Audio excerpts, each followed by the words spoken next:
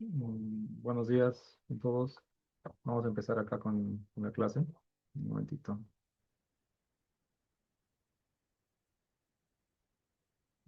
Ya. Pues aquí estoy, empiezo a compartir la pantalla. Y lo que habíamos visto en la clase anterior era sobre el tensor de deformaciones, ¿no? Pero este tensor de deformaciones lo que, lo que involucra es el cambio de longitud y el cambio angular, ¿no? Pero, ¿qué pasa, por ejemplo, si un elemento tiene una rotación? Entonces, esa rotación lo vamos a tener que interpretar a partir de lo que nosotros conocemos como, en inglés se llama infinitesimal rotation tensor o tensor de rotación infinitesimal, ¿no? Entonces, acá ponemos tensor de rotación infi- infinitesimal. De cómo se define este tensor de rotación. Entonces, todo parte, ahora lo que nosotros estamos analizando, entonces acá existen los tres grandes bloques, ¿no?, que nosotros no debemos olvidar. Está primero lo que es el equilibrio, ¿no? El equilibrio, pues está la cinemática, y aquí dentro está lo que es la compatibilidad de formaciones. Compatibilidad de formaciones. Y como tercer punto está lo que son las leyes constitutivas, ¿no? Constitutivas. Acá puede estar la ley de Hooke si se trata de un material lineal, elástico, isotrópico y homogéneo. Entonces, lo que nosotros hemos visto, que la relación entre deformación y desplazamiento es mediante una relación geométrica que ocurre, ¿no? Entonces, es lo que es la parte cinemática. Si nosotros vamos a ver lo que es el equilibrio, aquí vamos a encontrar la ecuación de equilibrio a partir de los esfuerzos, ¿no? Ustedes ya se recuerdan que esa ecuación se puede escribir de la siguiente manera, ¿no? Donde se tiene un índice mudo y un índice libre. Índice mudo que sí, índice libre que es J, y esto representa tres ecuaciones, ¿no? Y las leyes constitutivas, bueno, que conocemos, ¿no? Entonces, ahorita lo que nosotros estamos interpretando, más que todo, es la cinemática del problema, ¿no? O sea, ¿qué ocurre, por ejemplo, cuando un cuerpo se deforma, ¿no? Existen esfuerzos internos, existen deformaciones. Y hemos visto que qué cosa eran las deformaciones normales, las deformaciones por cortes y elemento, pero a partir de la gradiente de desplazamientos, que eso es lo que a nosotros nos interesa, ¿no? Nosotros tenemos, por ejemplo, un vector de desplazamientos, ¿no? Este vector de desplazamientos habíamos dicho que tiene componente U, componente B y componente W, ¿no? Aquí en la dirección X, en la dirección Y y en la dirección Z, ¿no? O sea, habíamos ya calculado que el tensor de deformaciones no es otra cosa que un medio de la gradiente de desplazamientos, ¿no? Y su transpuesto, J y J, y. Entonces, todo parte de entender aquí qué es el gradiente de desplazamientos, ¿no? Entonces, el gradiente de desplazamientos, que acá lo vamos a escribir, y coma J, no es otra cosa, bueno, esta notación es la notación indexal, ¿no? Entonces, esto es la derivada de U sub i, ¿cierto? Derivada de U sub i con respecto a XJ, ¿no? Habíamos dicho que en este tipo de notación, en lugar de estar escribiendo X, Y y Z, nosotros escribimos X1, X2 y X3, ¿no? Entonces, este gradiente de, de- de desplazamientos se puede dividir en su parte simétrica y en su parte antisimétrica, ¿no? Entonces, yo podría escribir, por ejemplo, esto como un medio de la derivada de u sub i con respecto a xj más derivada de u sub j con respecto a xy, y le podría sumar esto, otro tensor, que era la derivada de u sub i con respecto a xj, menos la derivada de u sub j con respecto a xy. O sea, estoy descomponiendo el tensor, el gradiente de desplazamientos, en sus dos componentes, ¿no? Tiene una parte simétrica y tiene una parte antisimétrica, ¿no? Acá tiene una parte simétrica, tiene una parte antisimétrica. Esta parte simétrica, si ustedes pueden ahí comparar, no es otra cosa que el tensor de deformaciones que nosotros hemos visto, ¿no? Deformación y J. Y esta parte antisimétrica es lo que vamos a estudiar hoy día y se llama el tensor de rotación infinitesimal que se representa como GAM, W y J. Entonces, todo se basa en estudiar el gradiente de desplazamientos, ¿no? A partir del gradiente de desplazamientos, lo que yo voy a encontrar es cuánto mi cuerpo se está deformando, alargando, comprimiendo o teniendo una deformación angular y de repente también cuánto el cuerpo está rotando, ¿no? Y eso lo vamos a interpretar a partir del tensor de rotación infinitesimal. Entonces, bueno, en el grupo también comenté que o un tensor puede ser tensor de orden cero, tensor de orden uno, tensor de orden 2, que suelen ser las matrices, ¿no? Para que una agrupación, una colección de números sea denominado tensor, tiene que cumplir la regla de transformación de base, ¿no? Entonces, en el grupo había mandado que la gradiente del desplazamiento es es un tensor porque cumple con esa transformación. Entonces, si nosotros sumamos y restamos tensores, el resultado también va a ser un tensor. Entonces, por eso que el tensor de deformaciones, o sea, epsilon y j, también se denomina tensor, ¿no? Y el tensor aquí de rotación infinitesimal también es un tensor, porque resulta de la diferencia de dos tensores, ¿no? Entonces, la suma y la diferencia de dos tensores, obviamente, o lógicamente, también es un tensor.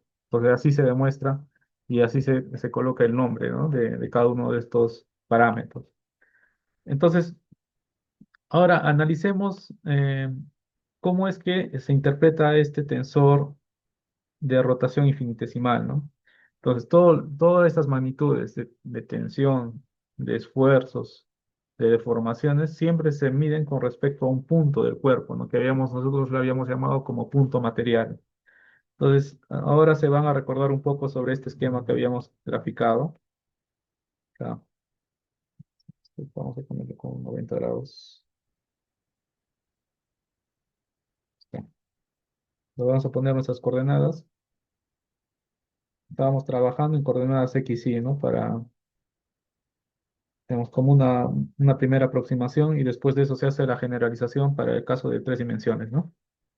Pues acá, por ejemplo, ya no voy a colocar las coordenadas X y, sino voy a colocar lo que comúnmente trabajamos, por ejemplo, X1 y X2, ¿no? Puedo trabajar en X y Z o X1, X2 y X3, ¿no? O también podría trabajar con los vectores unitarios, ¿no? Entonces, nuestro elemento diferencial que la anterior clase habíamos discutido, ¿no? Que había sufrido un alargamiento y había sufrido una deformación angular, lo voy a graficar nuevamente aquí, acá, para que sea un poco más exacto.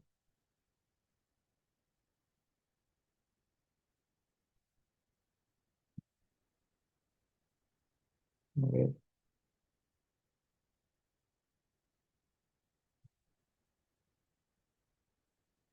ya está, ¿no? Un elemento que tiene del lado diferencial de X, diferencial de Y. Y ahora este elemento, lo que va a suceder es lo voy a rotar.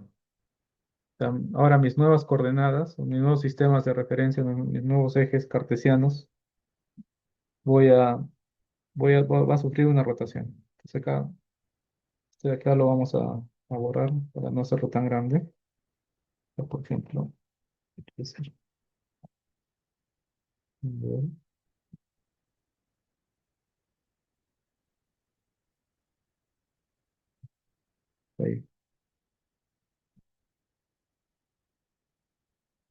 Ya está.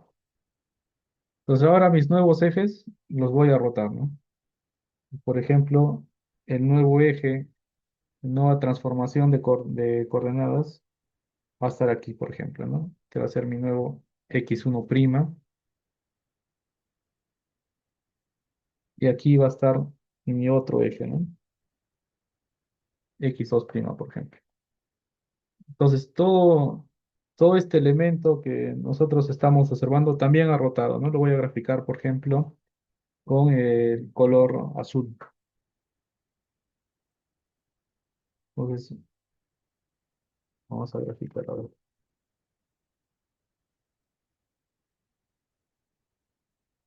Ese elemento solamente ha sufrido una rotación, ¿no? No ha sufrido cambio de longitud, ni se ha deformado, ni se ha comprimido, ni se ha alargado, solo ha rotado. ¿Es correcto, no? A ver, espérense, esto vamos a corregirlo para que salga todo correcto acá. Ok,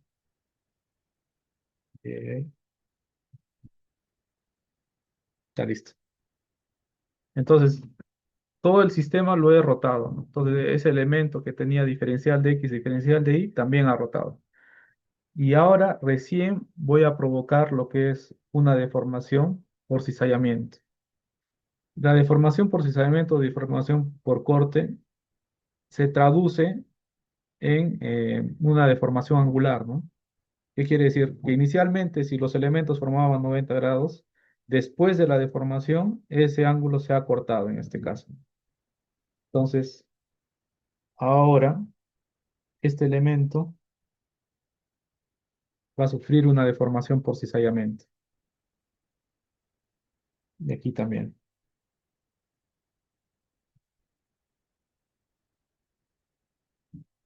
Entonces, más adelante tengo unos problemas en los que vamos a distinguir claramente que a partir de un campo de desplazamientos asociado, digamos, a las coordenadas x1 y x2, cierto campo de desplazamientos me va a producir lo que son deformaciones únicamente deformaciones por corte. Otro campo de desplazamientos me va a producir lo que son deformaciones normales, ¿no? Entonces, ahora lo que estoy considerando aquí es que nuestro cuerpo, nuestro elemento sólido, ha sufrido lo que es deformaciones por cizallamiento. Entonces, esto acá vamos a tratar de graficarlo mejor. Esto tiene que ser paralelo, ¿no? Acá, por ejemplo. A ver, está. Y esto aquí también. Entonces, aquí aclarando un poco, cuando nosotros derivamos lo que es la relación que existe entre desplazamientos y deformaciones, lo que nosotros tenemos que hacer es conocer bien la geometría, ¿no? Cómo es que el cuerpo se puede deformar, ¿no? Y a partir de la, de la matemática, en este caso el cálculo, ¿no?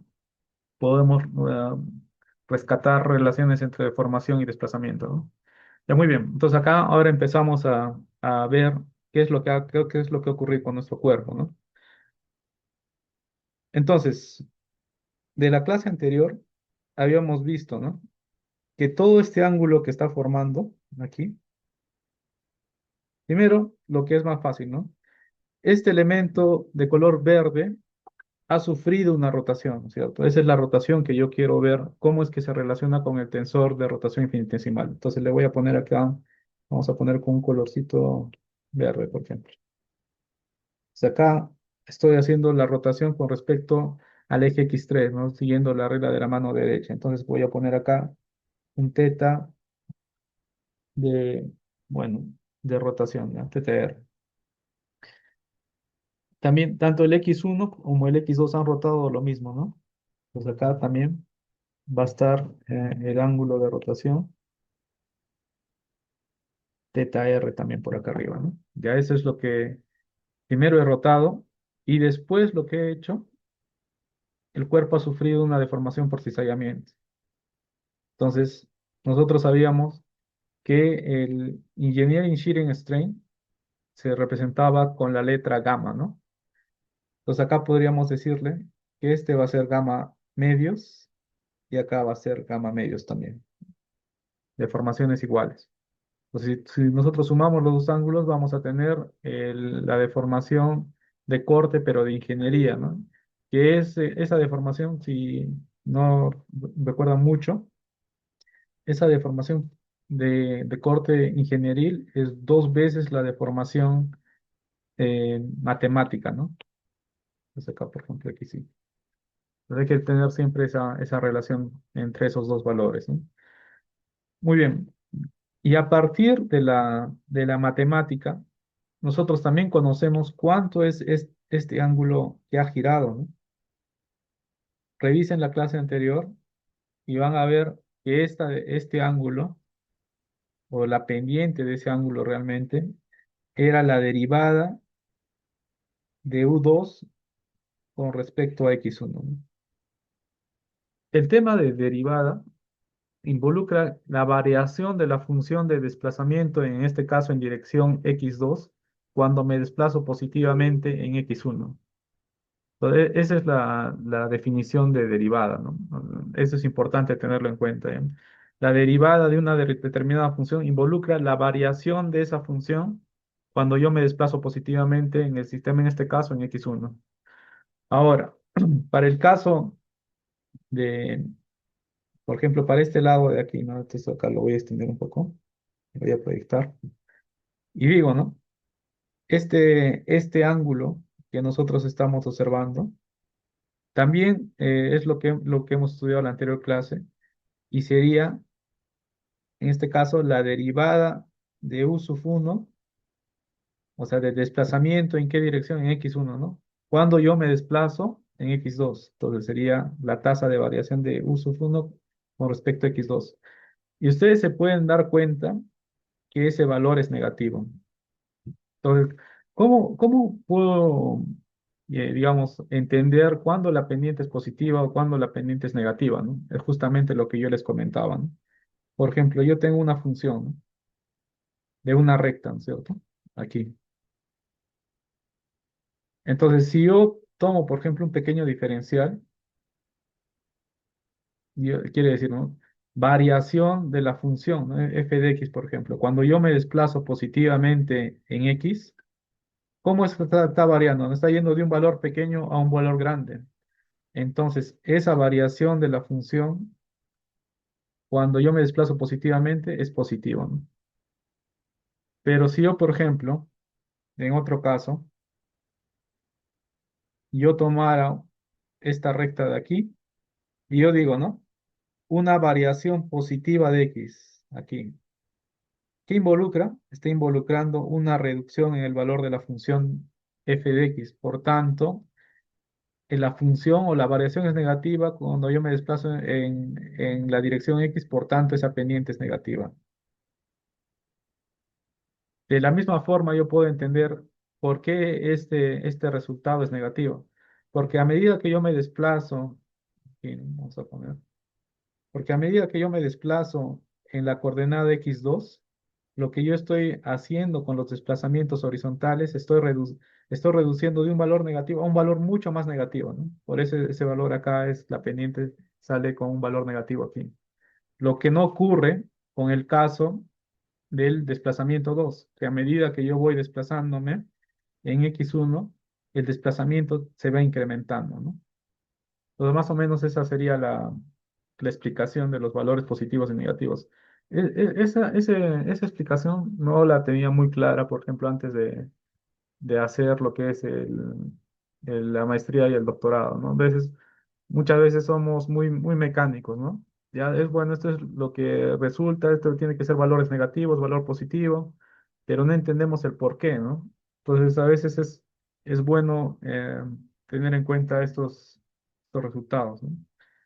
Muy bien, entonces, a partir de esta descripción geométrica y teniendo en cuenta también que las gradientes son valores pequeños, entonces podríamos decir aquí, ¿no? De la derivada de u sub 2, la partida de geometría, con respecto a x1, o sea, este ángulo, sería igual a qué? A teta r más gamma medios, ¿no? Y y acá menos la derivada de u sub 1 con respecto a x2 sería igual a qué? A teta de r menos gamma medios, ¿no? Menos gamma medios aquí. Gamma medios aquí, pero vamos a graficarle con su orientación. Pero acá se está expresando en este sentido. Entonces, menos la derivada, ¿no es cierto? De 1 de x2 va a ser igual a teta sub r menos gamma medios. Entonces acá puedo sumar estos dos resultados y decir, ¿no? Que ese ángulo que ha rotado mi elemento, o sea, el teta de r, sería igual a ¿qué? Sería igual a un medio, ¿no es cierto? Teta r más teta r 2. Entonces ya lo estoy pasando a dividir. Sería derivada de u sub 2 con respecto a x1 menos derivada de u sub 1 con respecto a x2. Entonces ustedes están, de acuerdo a esta relación, ustedes se pueden dar cuenta que hemos obtenido una componente de la parte asimétrica de la gradiente de desplazamiento, ¿no? Esa componente, ¿cuál sería? En este caso sería gamma 2,1 y es igual a menos gamma 1,2, ¿no? Entonces, el tensor de rotación infinitesimal, o sea, gamma i j, que acá le vamos a llamar, entonces todo este de acá vendría a ser gamma i j, ¿no? Gamma i j es un tensor antisimétrico, que quiere decir que es igual al negativo de su transpuesta, ¿no? Lo que es contrario al tensor de deformaciones, que es un tensor simétrico, ¿no? Que es igual a su transpuesta. Aparte que también se cumple que un tensor de rotación, un tensor antisimétrico, los elementos de la diagonal principal vendrían a ser iguales a cero, ¿no? Y que componente a componente sería el negativo del valor, ¿no? Que eso es lo que estamos aquí obteniendo. Entonces, en conclusión, lo que yo quiero mostrarles aquí es que si ustedes tienen un campo de desplazamientos y obtienen ustedes el tensor de deformación, ustedes saben que va a ocurrir lo que es una contracción, una atracción de acuerdo a las deformaciones normales y va a ocurrir un cambio en el ángulo de acuerdo a las deformaciones por cizallamiento, que son los elementos que se encuentran fuera de la diagonal principal, ¿no? Correcto. Entonces, eso es lo que me va a indicar el tensor de deformaciones. Pero si yo quiero saber si mi elemento ha rotado o ha girado, tengo que ver ya no en el tensor de deformaciones, sino en el tensor de rotación infinitesimal. Las componentes de ese tensor, por ejemplo, el componente aquí 2,1, me va a indicar el ángulo de rotación de mi elemento. Entonces, esto sería en el caso del que estoy trabajando en x1 y en x2, ¿no es cierto? Pero si analizamos ahora los otros ejes, por ejemplo, ahora voy a poner aquí en tres dimensiones, por ejemplo, ¿no? Voy a hacer el x1, el x2 y el x3. Bien,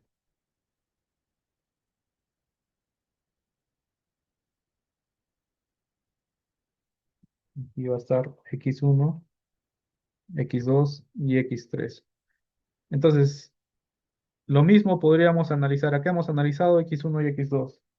Pero si analizamos, por ejemplo, el tensor, la componente 3,2 de nuestro tensor de rotación, que sería en este caso un medio de la derivada de U3 con respecto a X2 menos derivada del campo de desplazamientos en la dirección 2 con respecto a X3, lo que nos estaría dando este resultado sería rotación alrededor de la otra componente, ¿no? Que en este caso sería X1. O sea, nuestro elemento lo que está haciendo es rotando en este sentido, ¿no?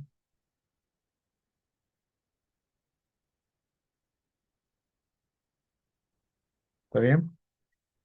Entonces, por ejemplo, acá el 2,1 implica rotación en el X, en el eje que sale del plano, ¿no? En este caso X3. El 3,2 involucra ¿qué cosa? Rotación, pero en el plano que sale del plano, en este caso X1. Y así podríamos también aquí graficar la rotación en el otro sentido, ¿no? Que ya nos está faltando. Entonces acá, por ejemplo, podemos graficarlo aquí abajo.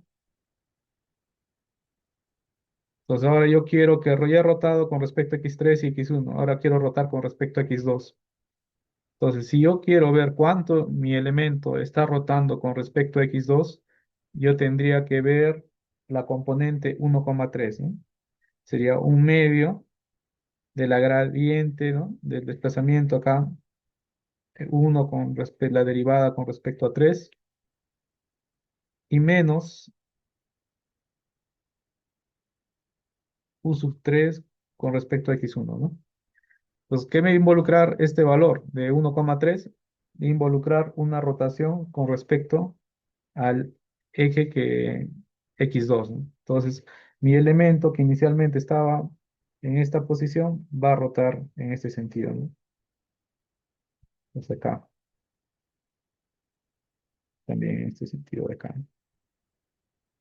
Si de repente esto de acá está un poco muy vertical, vamos a ponerle un poco inclinado. Ha rotado en este sentido. Muy bien. Entonces ahora vamos a resolver unos pequeños ejemplos para que esto del tensor de rotación y el tensor de deformación quede claro, ¿no? Está muy ligado también a los conceptos de elementos finitos porque ahí nosotros aproximamos lo que son nuestro campo de desplazamientos, ¿no? Entonces, por ejemplo, vamos a tener un elemento y vamos a analizar los siguientes casos, ¿no? Por ejemplo, el caso uno va a tener el siguiente campo de desplazamientos. U sub 1 va a ser igual a por x1. U sub 2 va a ser igual a por x2.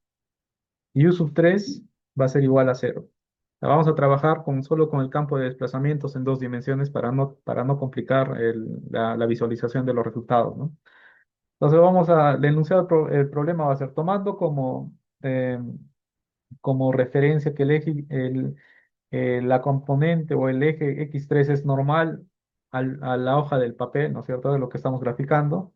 Y se graficar la configuración final del campo de desplazamientos dado, ¿no? Y vamos a identificar lo que son los componentes de deformación y rotación que contribuyen a estos desplazamientos. Y acá el valor de A es un valor bastante pequeño, ¿ya?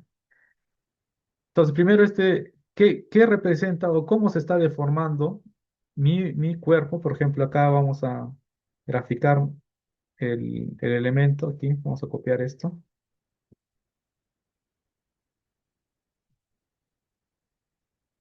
Vamos a pegar acá. Y ya está.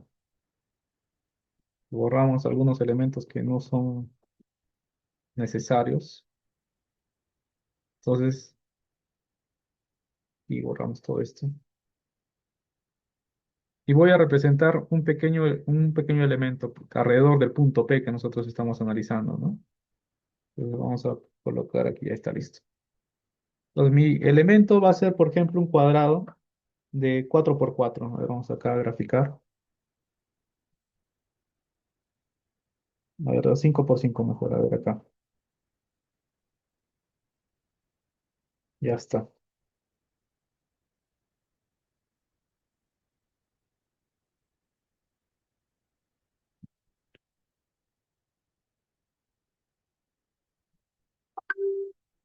listo. Entonces el elemento va a tener una longitud unitaria para no complicarnos en la resolución. Entonces, de acuerdo a este enunciado, nos dice, ¿no? Que en x1, recuerden de la anterior clase para que no se puedan de repente marear, este es el desplazamiento u, o sea, desplazamiento en el eje x1. Este es el desplazamiento b, o sea, desplazamiento en x2, y este de acá era el desplazamiento 3 con respecto a z, ¿no? En este caso x3. Entonces vamos a calcular lo que es nuestro tensor de deformaciones, ¿no? Vamos a ver aquí. Entonces, el tensor de deformaciones, habíamos dicho, ¿no? Y J. Entonces, el tensor de deformaciones es una matriz, ¿no es cierto? Que sería la gradiente del desplazamiento más la gradiente de su transpuesta sobre dividido entre 2. Si yo quiero encontrar, por ejemplo, la deformación 1,1, sería la derivada de u sub 1 con respecto a x1, ¿no? Derivada de sub 1 con respecto a x1, este valor sería el valor de a. Ahora, deformación 2,2 sería derivada de u sub 2 con respecto a x2. En este caso también va a ser igual a a. Deformación 3,3 no tiene, ¿no es cierto? Sería cero. Ahora, deformación 1,2. Recuerden, miren, acá ya podríamos interpretar y podríamos decir que está sufriendo, digamos, un alargamiento en la dirección de x1, que tiene un valor igual a a. Está sufriendo un alargamiento también en la dirección de x2, que tiene un valor igual a a, pero que no está sufriendo ni cambio volumétrico en en la dirección 3,3, ¿no? Ahora vamos a ver si este cuerpo está sufriendo variación angular, ¿no? La variación angular habíamos comentado que está relacionado con las tensiones las deformaciones por cizallamiento, ¿no? Lo calculamos, por ejemplo, eso sería 1,2 derivada de u sub 1 con respecto a x2 más derivada de u sub 2 con respecto a x1. Entonces, derivamos, ¿no? Campo de desplazamiento es 1 con respecto a x2, esto sale cero. Derivada de 1,2 con respecto a x1 sale cero también. Ahora, la componente 2,1 en este caso sería, ¿no? 1,2, componente 2,1 va a ser lo mismo, ¿no? Y todos los otros valores con las deformaciones con respecto a 3 van a salir iguales a cero, ¿no? Porque no dependen de la variable 3, ¿no? Entonces, nuestra matriz de, de deformación sería lo siguiente, ¿no? Tendríamos, por ejemplo, valor de A aquí en la segunda componente, la tercera componente sería cero, y también tiene valores de cizallamiento iguales a cero, ¿no? O sea, no, nuestro elemento no está deformándose angularmente. Ahora, ¿qué ocurre con el tensor, digamos en este caso el tensor de rotación, ¿no? Rotación infinitesimal. Entonces, el tensor de rotación infinitesimal, la ecuación que, que describe es esta de acá, ¿no?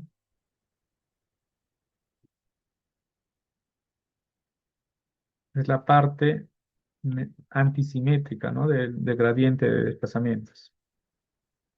Entonces, si yo evalúo, ¿no? Deformación, los elementos de la diagonal principal van a salir cero porque es una matriz antisimétrica. Entonces, lo que yo necesitaría hallar sería el 1,2 y el 2,1, ¿no? Si yo derivo derivado de uno con respecto a 2, ¿no es cierto? Derivado de uno con respecto a 2 sería cero aquí. Derivada de 2 con respecto a uno también sería cero. Entonces, mi elemento, que podríamos concluir que el elemento no está rotando. Entonces, si yo quiero graficar cuál sería la deformada de este elemento, sería lo siguiente. Miren, primero, todos los elementos, todos los puntos materiales de este sólido están sufriendo un desplazamiento en la dirección uno que se rige bajo esta ecuación, ¿no? A por x1. Entonces, por ejemplo, este origen, eh, la coordenada de x1 va a ser cero. Por tanto, este punto de acá no se va a desplazar para ningún lado. Y así sucesivamente, ¿no? A medida que yo voy tomando diferentes puntos de mi elemento, voy a tener diferentes valores de desplazamiento. El punto que se va a alargar más en este caso va a ser este punto extremo de aquí, que de acuerdo a esa relación, el desplazamiento sería el valor de A, ¿no? Entonces, este de acá se tendría que desplazar un valor de A. Lo mismo ocurre con el caso, por ejemplo, del punto del desplazamiento en la dirección 2. Si estamos aquí, este punto es el que se va a desplazar mayor valor en esa dirección, ¿no? Porque es A por x2. Acá, por ejemplo, tiene cero y acá poco a poco se va desplazando más hasta llegar a la parte superior, ¿no? Entonces, obviamente que este tiene coordenadas tanto 1,1 va a sufrir desplazamientos de A, ¿no? Entonces, ese punto va a estar justamente en la intersección aquí.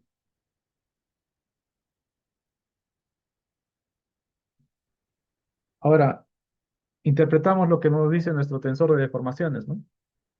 El tensor de deformaciones dice, ¿no?, que tiene una variación de longitud en esa dirección por unidad de comprimento igual a A.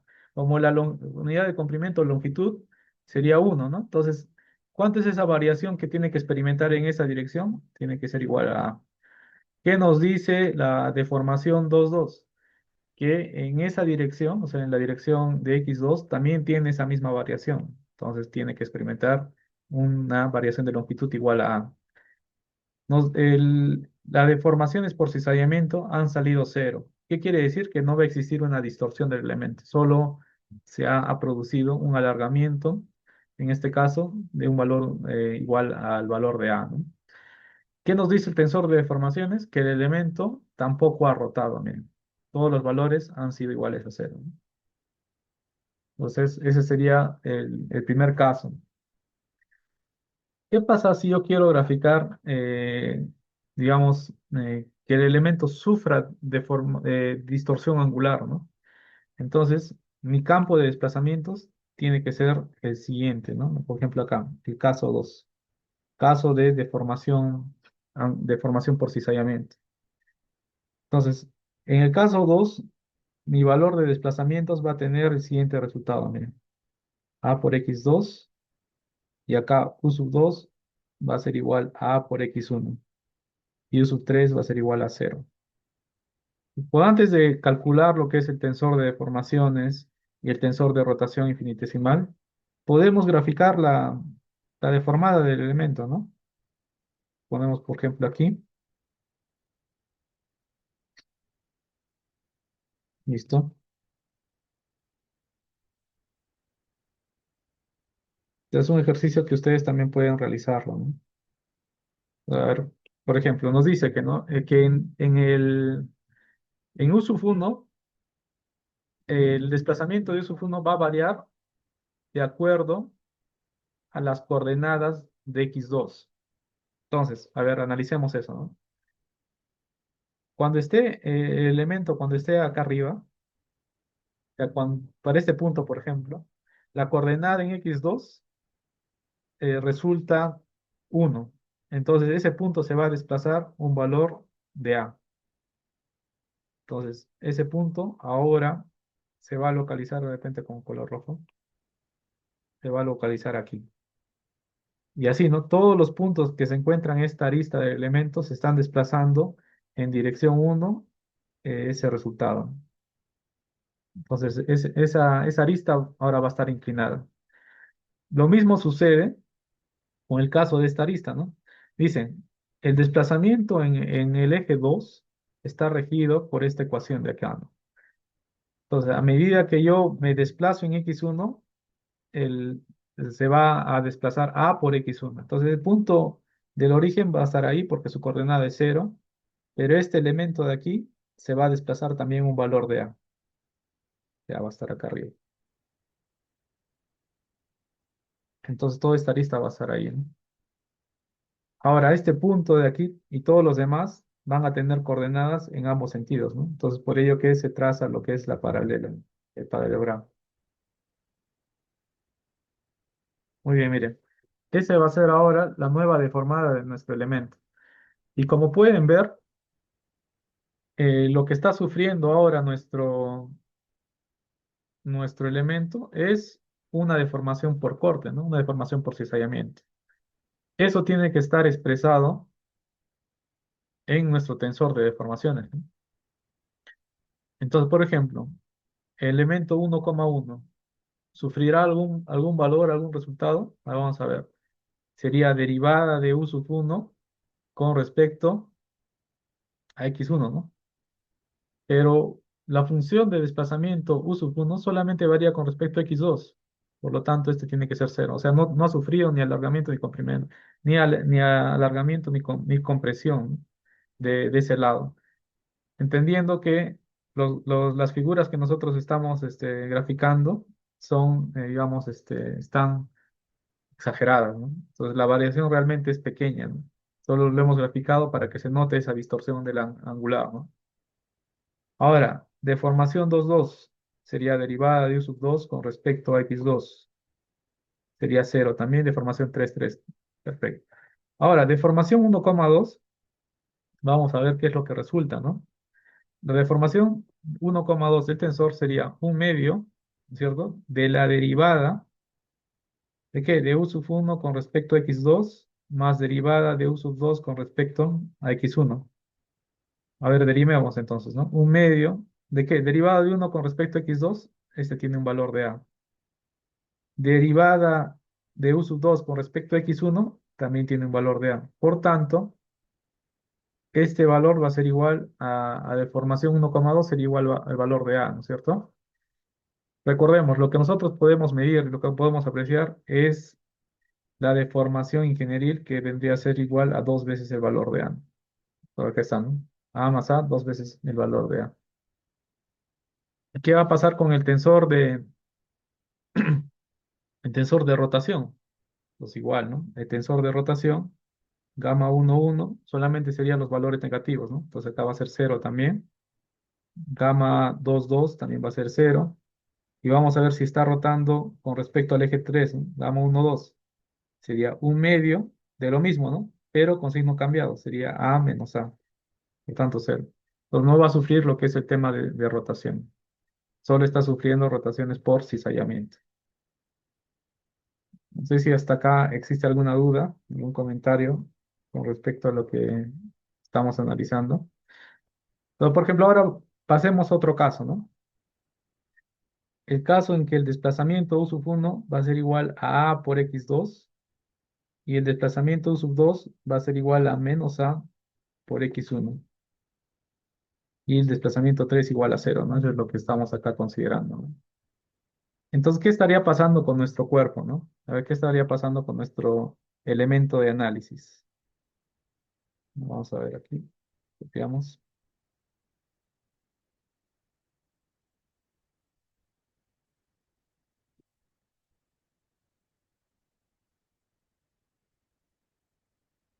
Ya. Borramos estos de acá.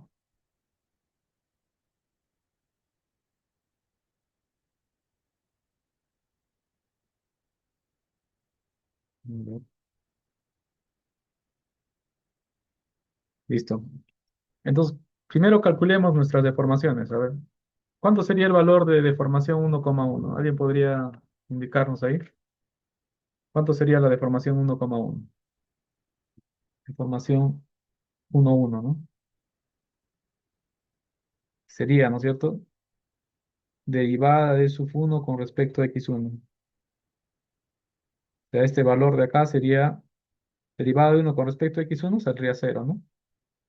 Porque miren, varía solamente con respecto a x2. O sea, no va a sufrir, en este caso, deformación a lo largo del x1, ¿no? Deformación 2,2 sería derivada de u sub 2 con respecto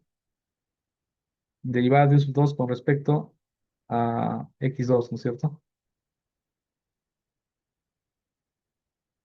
Derivada de u sub 2, a ver, caso, este caso, en el caso 3, el u sub 1 es igual a por x2 y el u sub 2 va a ser igual a por x2. También acá hay un error. A por x2. Entonces, la deformación de u sub 2 con respecto a x2, ese sí tiene un valor, ¿no? Que sería negativo. Tiene un valor de menos a, ¿no? A ver, este es positivo ya. Caso 3, déjame revisar acá.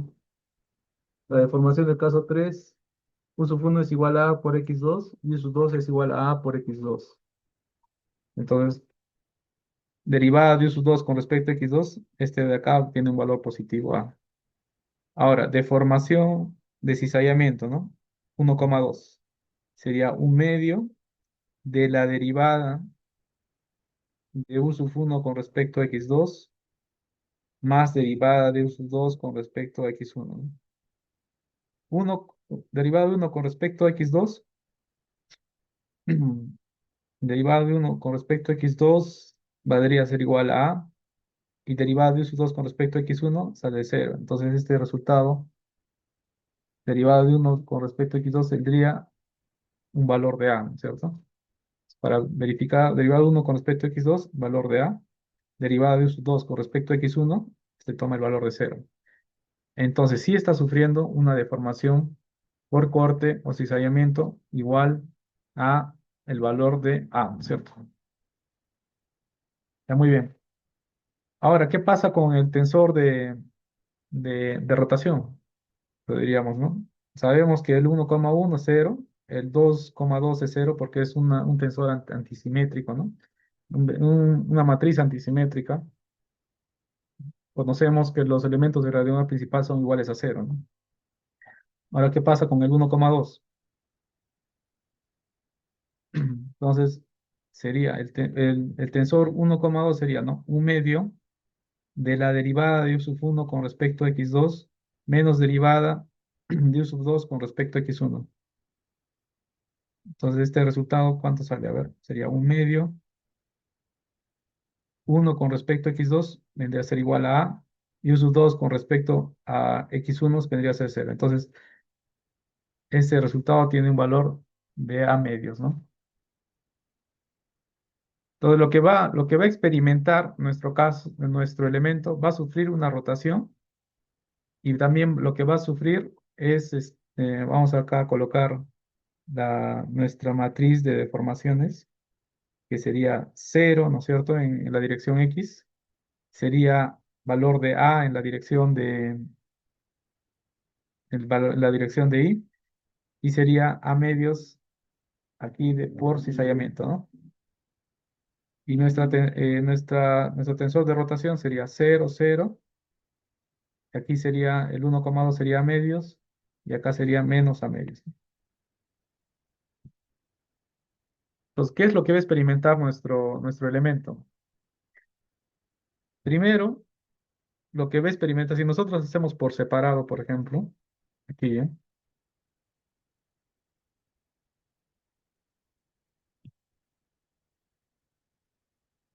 debido al tensor de deformación, el elemento me indica que va a sufrir un alargamiento en la dirección 2, ¿no es cierto? Está aquí. Entonces acá vamos a poner acá. Va a sufrir un alargamiento en la dirección 2 y que va a sufrir una deformación angular de valor de A también. Entonces, ¿cómo podríamos graficar ello, no? Entonces va a sufrir primero un alargamiento, ¿no? Va a sufrir un alargamiento acá en la dirección 2,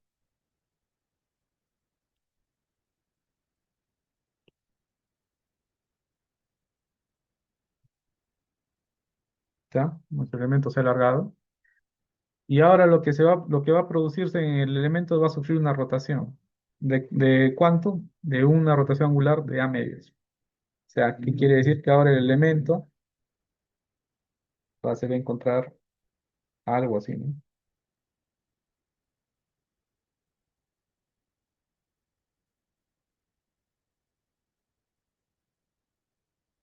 Ya está. ¿Y qué quiere decir que nuestro tensor de rotación sea valor de menos A medios, ¿no? Quiere decir que ahora el elemento que inicialmente estaba en estas coordenadas x1 y x2, ahora se va a encontrar rotado, ¿no?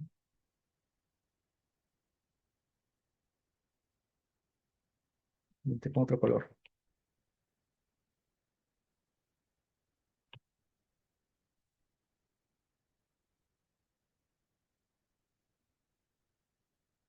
El elemento no va a cambiar de forma porque el tensor de rotación solamente involucra rotación con respecto a un determinado eje, ¿no?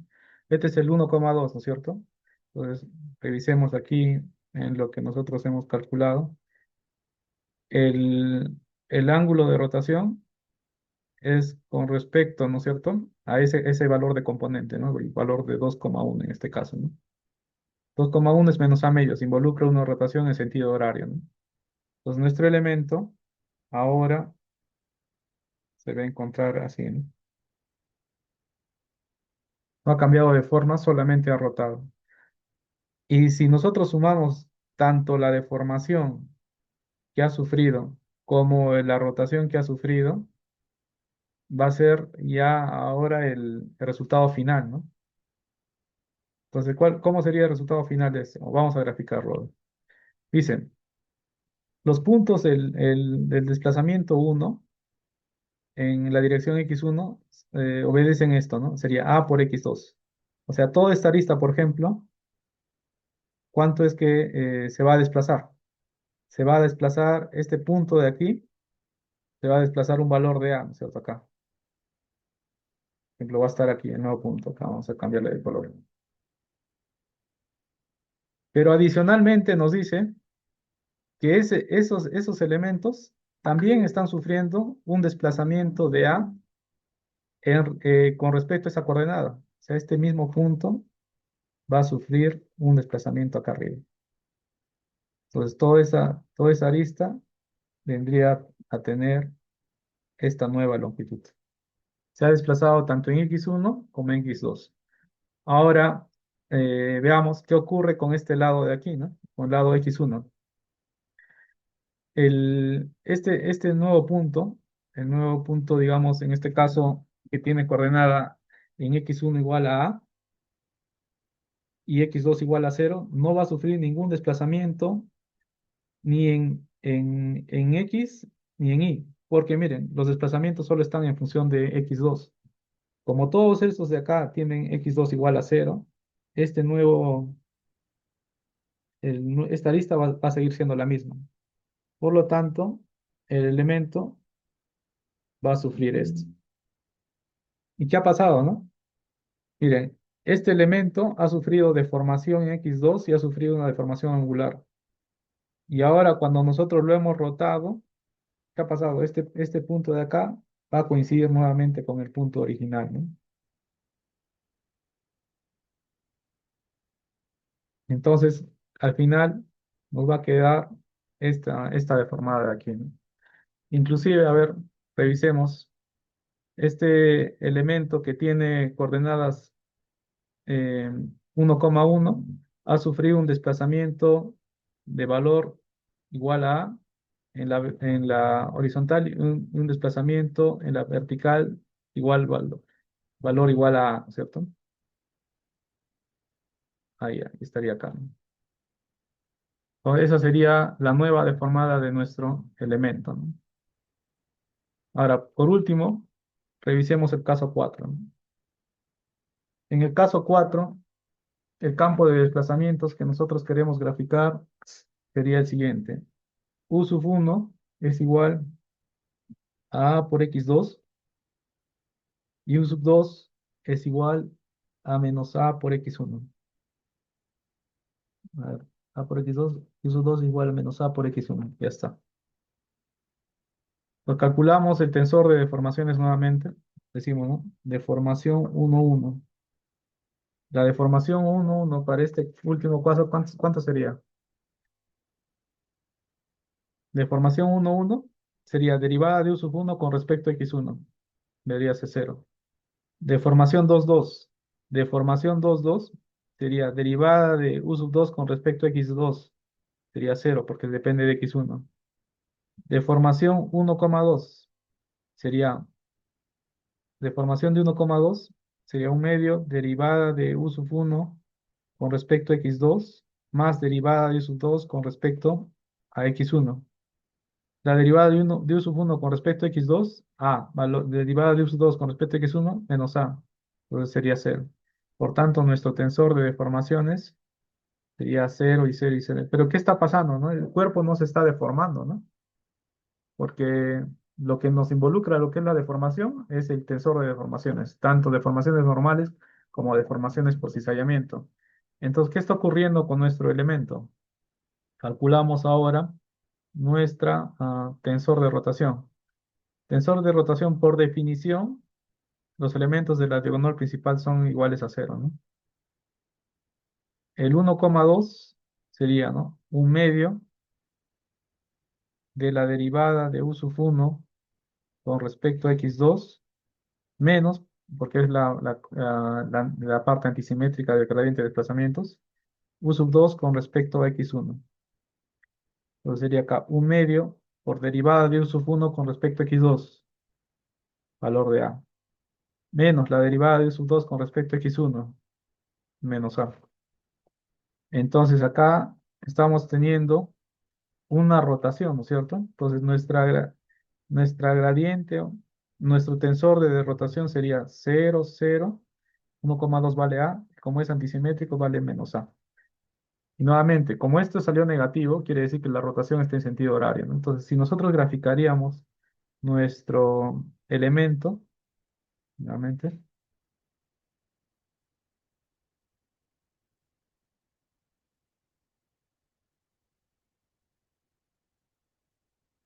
por acá.